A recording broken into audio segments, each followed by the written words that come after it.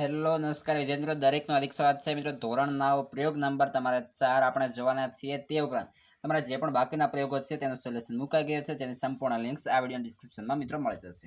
ત્યાં પહોંચીને જો સોલ્યુશન લખવાનું બાકી છે અને એ પણ સુંદર અક્ષરે, તો એ પણ આ વિડીયો ડિસ્ક્રિપ્શનમાંથી અથવા ચેનલના પ્લેલિસ્ટમાંથી મેળવી શકશો.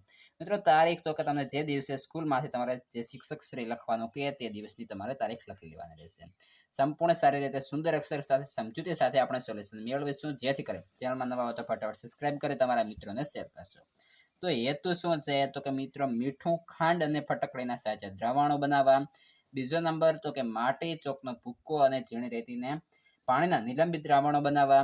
ત્રીજા નંબરે સ્ટાર્ચ, ઈંડાની જરદી અને દૂધના પાણીમાં કલેલ દ્રાવણો બનાવવા. તો ચાલો જોઈએ. સૌપ્રથમ છે આપણે તૈયાર કરી લઈએ તેની અંદર સાધનો શું જોઈશે? તો કે 3 કાચના બીકરો. તો દરેક પ્રવૃત્તિ માટે 3 કાચના બીકર લેવા. પદાર્થો તો કે મીઠું, ખાંડ, ફટકડી, માટી, ચોકનો ભૂક્કો, ઝીણી રેતી, સ્ટાર્ચ, ઈંડાની જરદી અને દૂધનું પાણી લેવાનું રહેશે. આ જે આકૃતિ છે એની એ જ આકૃતિ તમારે નીચે અહીં દોરી લેવાની રહેશે. સંપૂર્ણ સમજૂતી સાથે જોઈશું. તમારા મિત્રોને શેર કરી વિડીયોને લાઈક કરવાનું ના ભૂલતા. તો તેની અંદર પ્રયોગ પદ્ધતિ જોઈએ. તો છે 3 બીકર લઈ દરેકમાં 50 ml પાણી ભરો. એક બીકરમાં મીઠું, બીજા બીકરમાં ખાંડ અને ત્રીજા બીકરની અંદર ફટકડી ઉમેરી તેમને સતત હલાવો, જે સાચા દ્રાવણો છે. બીજા 3 બીકર લઈ દરેકમાં 50 ml પાણી ભરો. એક બીકરમાં માટી, બીજા બીકરમાં ચોકનો ભૂકો અને ત્રીજા બીકરમાં ઝીણી રેતી નાખી તેમને થોડી વાર સુધી બરાબર હલાવો, જે નિલંબિત દ્રાવણો છે. બીજા 3 બીકર લઈ દરેકમાં 50 ml પાણી ભરો. એક બીકરમાં સ્ટાર્ચ, બીજા બીકરમાં ઈંડાની જરદી અને તે ઉપરાંત જે છે ત્રીજા બીકરમાં દૂધ નાખી તેમને થોડી વાર સુધી બરાબર હલાવો, જે કલેલ દ્રાવણો છે. હવે આ દ્રાવણોની આરપાર જોઈ શકાય છે કે નહીં તે તપાસી અથવા ટોર્ચમાંથી પ્રકાશના કિરણો બીકરના દ્રાવણમાંથી પસાર કરી તેમની પારદર્શિકતા નક્કી કરો. દરેક પ્રકારના દ્રાવણોને થોડો સમય સ્થિર મૂકી રાખો. પાત્રના તળિયે પદાર્થ એકત્રિત થાય છે કે નહીં તે તપાસી તેમની સ્થાયિત્વ નક્કી કરો. દરેક પ્રકારના દ્રાવણોને ફિલ્ટર પેપરથી ગાળીને તેમની ગાળણ ક્ષમતા નક્કી કરવાની રહેશે. અવલોકન કોષ્ટકને આધારે આપણે જોઈએ તો કે સૌપ્રથમ છે દ્રાવણના પ્રકાર, દ્રાવણનું નામ, પારદર્શિકતા, સ્થાયિત્વ અને ગાળણ ક્ષમતા. સાચા દ્રાવણોનું આપેલું છે. ત્યારબાદ આપણે આગળ જોઈએ, જેમ કે ખાંડનું દ્રાવણ. તો કે સ્વચ્છ અને પારદર્શક, પાત્રને તળિયે પદાર્થ એકત્રિત થતો નથી અને ફિલ્ટર પેપર વડે દ્રાવણ સંપૂર્ણ ગળાઈ જાય છે. ફટકડીનું દ્રાવણ સ્વચ્છ અને પારદર્શક, પાત્રને તળિયે પદાર્થ એકત્રિત થતો નથી, ફિલ્ટર પેપર વડે દ્રાવણ સંપૂર્ણ ગળાઈ જાય છે. તે ઉપરાંત નિલંબિત દ્રાવણો, તો તેની અંદર માટીનું દ્રાવણ સ્વચ્છ અને અર્ધપારદર્શક, પાત્રને તળિયે પદાર્થ એકત્રિત થાય છે, ફિલ્ટર પેપર વડે ગાળણ માટે બાકી રહે છે. ચોકનું દ્રાવણ અસ્વચ્છ અને અર્ધપારદર્શક, પાત્રને તળિયે પદાર્થ એકત્રિત થાય છે, ચોકનો ભૂકો રહે છે, દ્રાવણ સંપૂર્ણ ગળાતું નથી. ઝીણી રેતીનું દ્રાવણ અસ્વચ્છ અને અર્ધપારદર્શક, પાત્રને તળિયે પદાર્થ એકત્રિત થાય છે, ઝીણી રેતી રહે છે, દ્રાવણ સંપૂર્ણ ગળાતું નથી.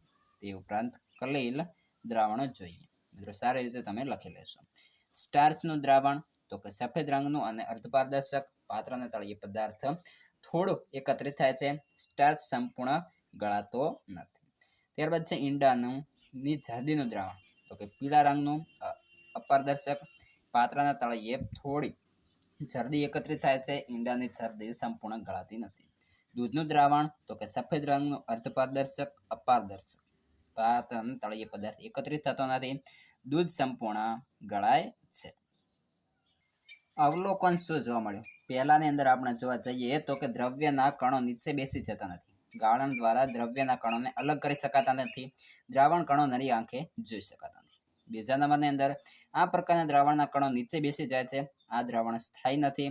દ્રાવણમાંના કણોને નરી આંખે જોઈ શકાય છે.